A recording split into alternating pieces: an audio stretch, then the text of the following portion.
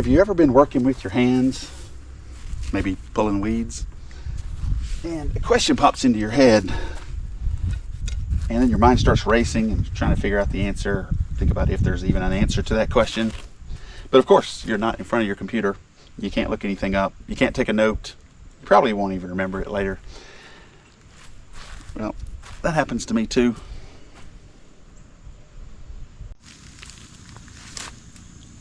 Recently, I had the thought, what are all the steps involved in discipleship? I mean, there's got to be some kind of systemization to it, right? Well, in this video, I'm going to share my findings with you.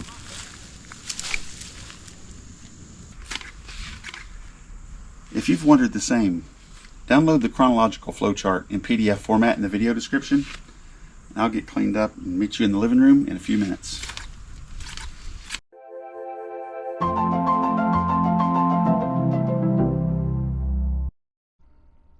If you're new to the channel, I'm Devin, and this channel is about small group discipleship.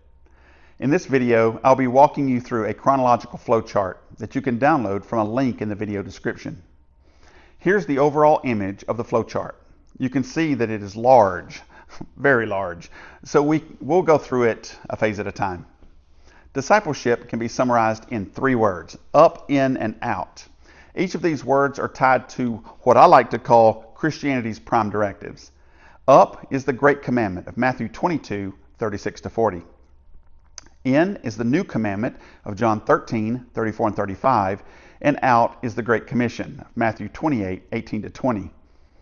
The discipleship flowchart is broken into 3 phases that follow these directives, each with their own locations. Up is the church process, in is the small group process, and out is the ministry process. Ideally, each of the 3 processes happen every week as disciples move from location to location during the week. Before we get into the details of the flowchart, I would like to quickly acknowledge that evangelism and invitation have been taking place since the time of Christ. Every disciple maker stands on the shoulders of someone who came before them. This is the starting point for the flowchart, and it's illustrated on the far left center. There's a legend of flowchart shapes along the left side, and across the top are some examples of what a person would experience within each phase. Now let's move into a discussion of phase 1. The first phase, that I call the church process, corresponds to the Great Commandment, where believers are commanded to love God and to love their neighbor. It's encapsulated within the dashed line box on the left side of the flowchart. The church process has 4 major inputs. 1, the sacraments of baptism and the Lord's table. Number 2, spiritual disciplines such as worship, prayer, Bible intake, evangelism, serving, and others. 3, fellowship and hospitality. And 4, biblical preaching.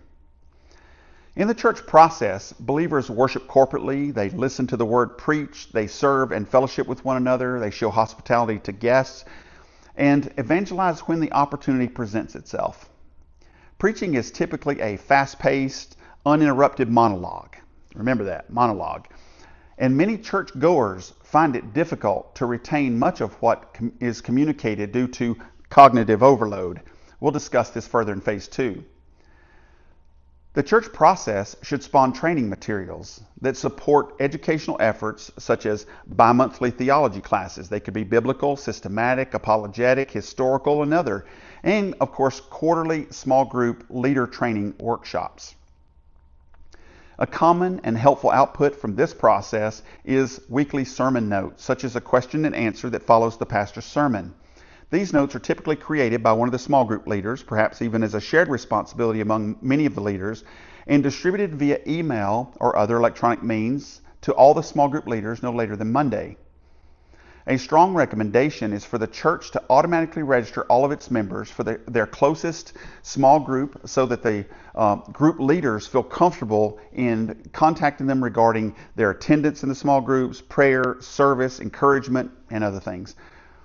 This approach may serve to drive up group attendance, depending on how many individuals and families are able to attend. I suggest that small groups be encouraged and promoted from the pulpit for maximum awareness among the congregation. Some of the new visitors or members may not initially be aware of small groups in their area. The size of the church should be regularly evaluated as well, as the small group growth tends to lead to church growth. If the church outgrows its facility and staff availability, then it may be time to consider church planting. The church process initially forms and plants small groups, but thereafter groups should be expected to grow and multiply on their own. And while the church continues to direct its new members into the small groups should invite participation from the community around them so that those participants can be directed back into the church on Sundays. So did this phase 1 overview bring up any questions for you, or did I miss any major components of the weekly church gathering and its role in the discipleship process? If so, leave me a comment below. Let's now move into the discussion of phase 2. The second phase, that I call the small group process, corresponds to the new commandment, where believers are commanded to love one another. There are approximately 59 one another's in the New Testament, and each falls under the larger, higher heading of love one another. This phase is encapsulated within the dashed line box in the middle of the flowchart. The small group process has 6 major inputs. 1, spiritual disciplines. 2, leader identification and development. 3, fellowship and hospitality. 4, spiritual gift discovery and development. 5, biblical teaching. And 6, evangelism and invitation. In the small group process, a leader facilitates a discussion of the Sunday sermon, often through a question and answer, which allows for a dialogue among the attendees. This monologue-dialogue approach from phase 1, phase 2 increases retention, but the learning process will still not be complete until application happens during the third and final phase, the ministry process, which we'll discuss in phase 3. Groups grow by creating a culture of invitation, and groups can only multiply if they've sufficiently developed leaders who they can send to start a new group. Both invitation and multiplication are vital in meeting the requirements of the Great Commission. Small group leaders should regularly reach out to those who are registered for their group who are not regularly attending or attending at all. Regular contact would be for things like prayer and serving them and encouraging them and other things. Group size should be continuously evaluated as well. Groups that are fast growing should always be training up new leaders and identifying new host homes rapidly. At least 2 leaders and a host should be sent together to start a new group due to work, school, and/or family schedules. In the words of Drs. Rod Dempsey and Dave Earley, disciple making occurs best inside the confines of a relational environment like a small group. It is as a small community of like-minded, maturing believers that we move into the third and final phase, the ministry process. We are not called to do this work of ministry by ourselves. So did the phase 2 overview bring up any questions for you? Or did I miss any major components of the small group gathering and its role in the discipleship process? If so, leave me a comment below. Now let's move into the third and final phase. The third phase, I like to call the ministry process, corresponds to the Great Commission, where believers are commanded to make disciples of all nations.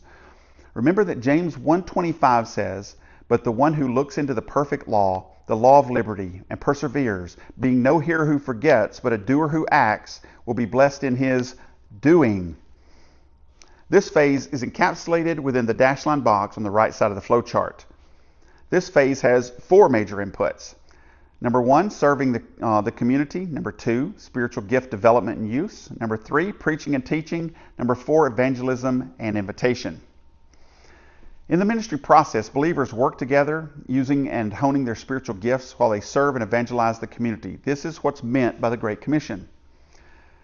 Small group leaders should encourage their members to participate in existing ministries such as food pantries and similar evangelistic outreaches as a means to discover and develop their spiritual gifts, to improve their effectiveness at evangelism, and to more deeply know and love their fellow believers while serving alongside them.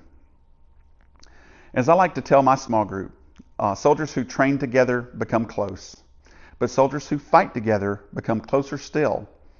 The strain of frontline evangelism and community service unifies a family of believers like nothing else will.